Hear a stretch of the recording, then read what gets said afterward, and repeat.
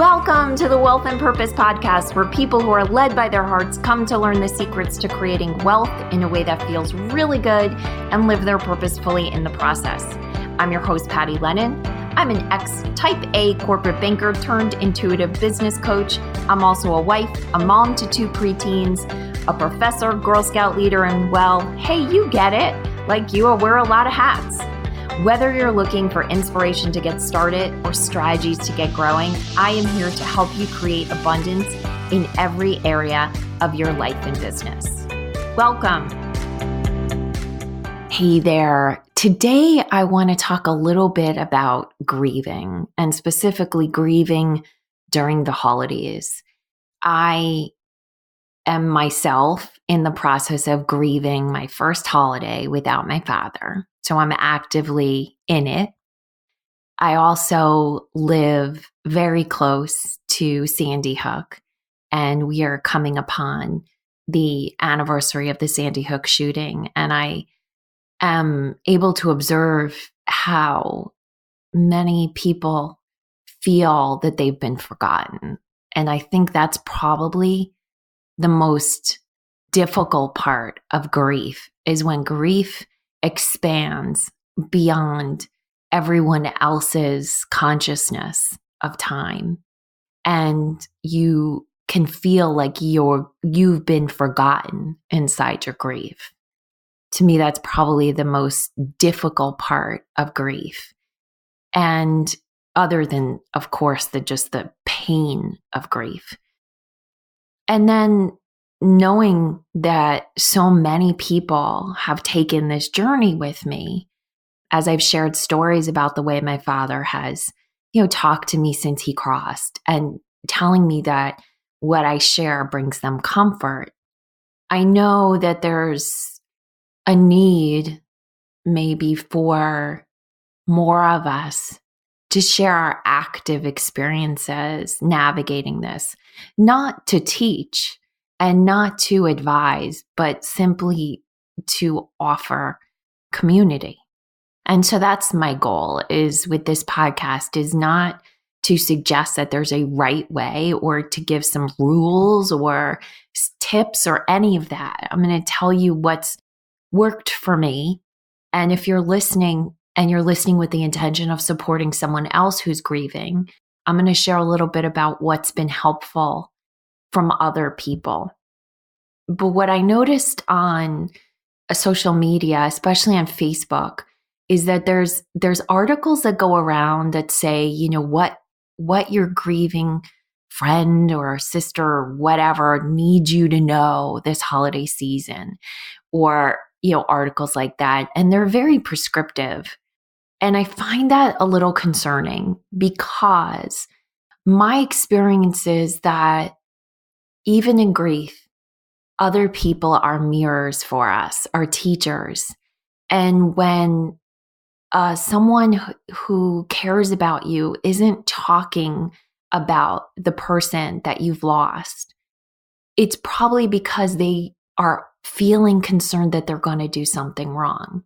And it's possible that they're there to show us where we need to make more space for our grief, where we can spend more time being gentle with ourselves and creating more space for it. Because my experience, and again, this is just my experience, everyone does grieve differently, is because I've so actively shared first the loss of my mom 7 years ago, and then my father-in-law, and now my father. I never really had the experience of people not mentioning them, because they were always present, and I let them be present, and I let them be part of my life. And doing that in grief is hard. It isn't easy. And the method I've used, and this isn't necessarily going to work for everyone, but the method I've used is storytelling. Telling the stories of my dad or my mom or my father-in-law as they're alive in my heart, and not waiting for other people to give me permission to share those stories, not waiting for them to ask me. Because here's what I've learned in my journey through grief and I'm going to keep saying my and I, although I don't normally like to speak that way, to remind you, if you're listening, that this is just my version of how it works. And it doesn't mean you need to take any of it, and it doesn't mean it has to apply to you. What I found as I walked first through the grief of my mother was how much I didn't know how to support other people before she passed. And what I mean by that is to try and get someone who doesn't understand grief, who has never truly experienced like the loss of someone incredibly close to them, to understand how to show up for you is virtually impossible. And I can tell you that I have a master's in psychology, and I put a focus on grief. I did multiple classes, and I did my internship in a grief counseling center. I have a lot of training in this. And until my mother actually died, I did not know how to show up for people. I did tend to have some skills that helped. I knew some quote unquote rules that worked. But until you actually experience the loss of a loved one, a close loved one, I don't think you can really understand how to show up for someone. Once you are in that club where you have lost and grieved, your ability to show up for others changes dramatically. You don't need articles. You don't need tips. You don't need any of that. And before that happens, no amount of articles or tips are going to actually show you how to emotionally navigate being present with someone you love that's grieving. That being said, I do want to share what some people have done for me around the holidays that has been incredibly helpful. And some of these are common sense, but they might be helpful for you if you're looking to support someone that's grieving. The first is to say the person that's crossed over, to talk about them using their name, because that is something that people who are uncomfortable around the grief tend to avoid, thinking that if you say their name, you're going to somehow be making the grief more alive or, increasing the pain that the grieving person is experiencing. It is just the opposite. Grief can be a very lonely journey. And as I said, that experience of being forgotten in your grieving is one of the most painful parts of it. And so saying that person's name that they've lost is really, really helpful. It feels almost like when you're the grieving person and someone brings up your loved one, it's almost like you have access to extra oxygen. The second thing that people have done for me, and I am Catholic, or I celebrate Christmas, so we have a Christmas tree. So this won't work for everyone, but with our Christmas tree, people have bought me memorial ornaments that either have my dad's name on them, or some symbol that they feel represented him or my mom back when she passed. And that was such a lovely, thoughtful gesture, and it brought me a lot of comfort. The third thing, the biggest one, is to not be forgotten. And I don't judge anyone from my perspective as the grieving person. I don't judge anyone that forgets that I'm going through my first holiday without my dad. And when I went through it with my mom, it was the same way, because once you cross that threshold of understanding what it feels like to grieve, you realize how many other people you probably let down in their grief process. And so from my perspective, it's easy to make space for people that forget. However, for the people that do remember, the people that say, I know this is your first Thanksgiving without your dad, that goes a long way. Because even the most open person to their grief, and I would say I'm pretty open, I'm a pretty active griever, there's times where you just forget that what you're feeling could be grief. That's been my experience. It's been so different grieving my father than it was my mother, because so many reasons. My mom was my mom and my dad's my dad. I've shared before that when my mom died, it was like my emotional anchor to the world died. And I had to relearn or learn how to emotionally ground myself on this planet. My mother just did that for me. When my father died, it was as if my physical safety anchor on the planet died. Even though I didn't rely on him for my own physical safety, there was some level of feeling physically protected by having a father. And so I had to learn how to feel that safety without him being present. So it was just a whole different journey. With my mother, when she crossed, I still had one parent left and he was close by and I could still visit their home and we shared memories. With my father, I no longer have parents. And so it's a whole different journey. With my father, I'm the executrix of his estate. And so this grieving process has been on a whole different level, surprisingly confusing, in that grief tends to give you these shocks of pain. And once you've done it once, you know that they come, right? It looks different for every person you lose, but you know that the shock of pain is part of the process. When you're dealing with someone's estate, it's constant. There's constant details to engage around the fact that they're no longer there. I remember about 2 months ago, there was an account that had been closed out, like an IRA account. And I guess at the end of the day, when the trade was made to close out the account, there was a difference. And so there was a check of $1.26. And out of all of the things I've had to deal with, that $1.26 has felt cruel because it requires that I go to the bank to cash the check. And it's a local bank. And all the people at the local bank loved my dad. And whether they say anything or not, there is a deep experience of him being missed when I walk into that bank. And so I try and avoid it as much as I can. But as the executrix, I kept the estate account there.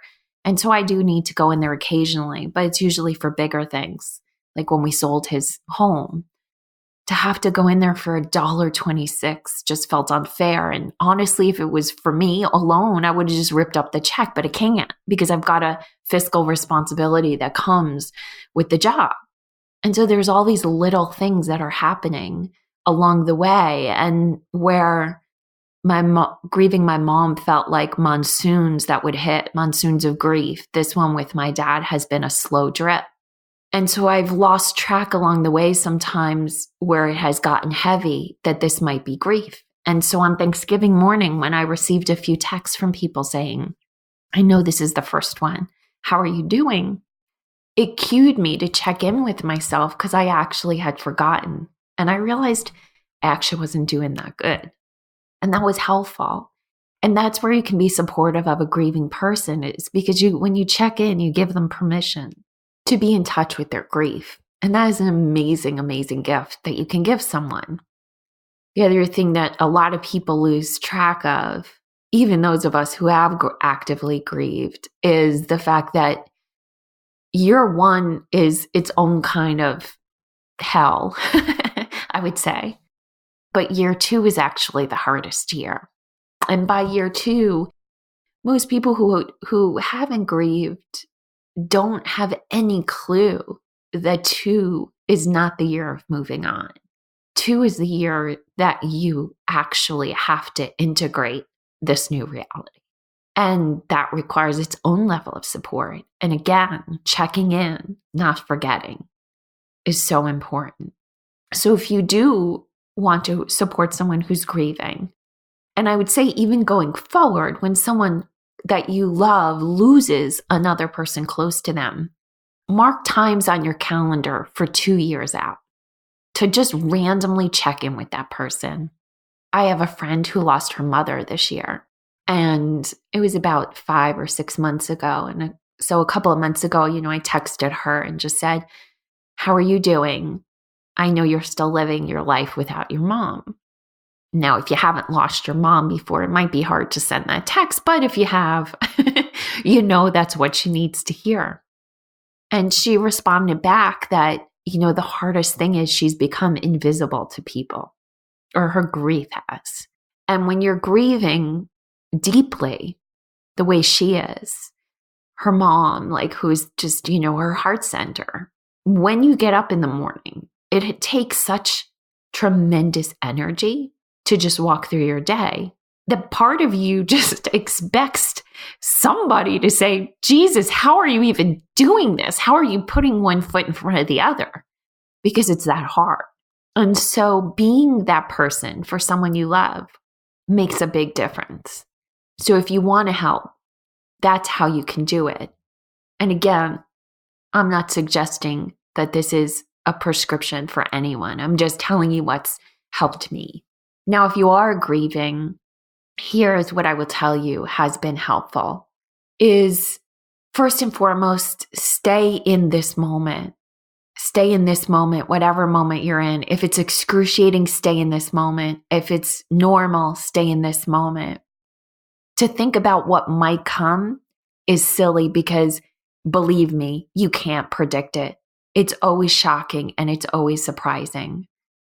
And sometimes the joy, experiencing the joy, is more shocking than experiencing the pain.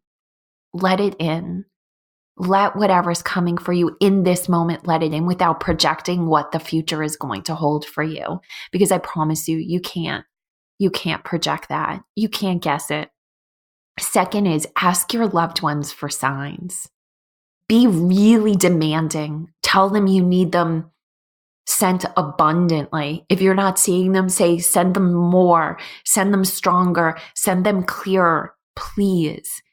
They will send you signs. And it will make it easier. It really does. And be selfish. Be selfish with your time. Be selfish with your needs. Trust what you need in each moment is what you need. And if at all possible, give it to yourself. This process of grieving will radically change who you are on the planet. It will erase values that you thought you had. It will strengthen others. It will clear up so many parts of your life because what is important will become crystal clear. But that happens over time.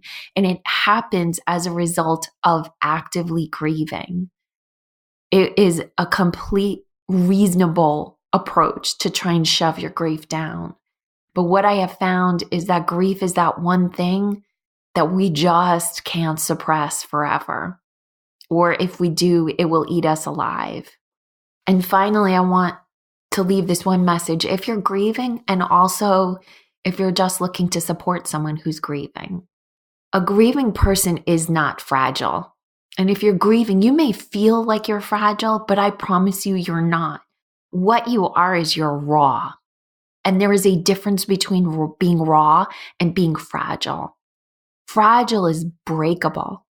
Raw means you're an open wound. And when the wind crosses that wound, it hurts. But each time you feel pain, you are actually getting stronger and stronger. And you will not be raw forever. And if you are supporting that grieving person, no matter how fragile they look, I promise you they are raw.